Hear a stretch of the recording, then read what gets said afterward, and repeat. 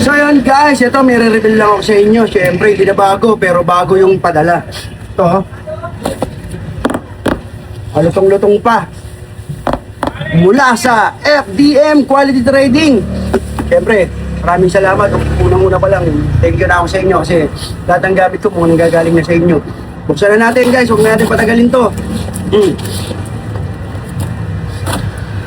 Puro sorpresa na kukuha ko rito sa FDM Quality Trading. Alam mo na yan, syempre pagka ganyan, clever yan. Ito mga knife to, tiyak. Unahin natin yung clever. Napakalupit. Thank you po sa FDM Quality Trading. Nako, mahal na mahal nyo talaga kami. FDM Quality Trading. Para marami pa yung mabigyan nyo na kagaya ko. Nagtitinda ng baboy at butcher sa Pasig Mega Market o kahit sa market pa kayo. Butcher sa Talibaba. Napakalupit ng FDM Quality Trading. Ganda nito. Ganda!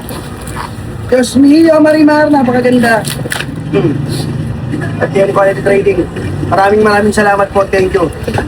Testingin natin to. Ganda. Snake. Ay! Tingnan nyo naman. Oh. Ay! Ganyan ang quality. Basta FDM Quality Trading. Oh! Pagpagsak, kahit hindi mo idiin, kahit hindi mo malakasan ng palo. So yun lang guys, maraming salamat FDM Quality Trading. Siyempre ito pa, hindi pa nakakapakita pala. Tingnan natin yung pinagpipili nila. Alam talaga tayo. FDM Quality Trading, ganda nito. Apron.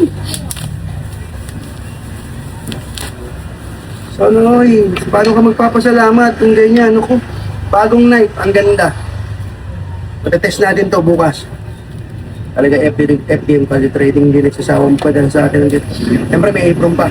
Thank you po FDM Quality Trading. Maraming salamat sa inyo sa mga pinagpipilian nyo po. God bless po at sana po hindi sasawang mamigay sa kagaya namin. So napahingitin nyo.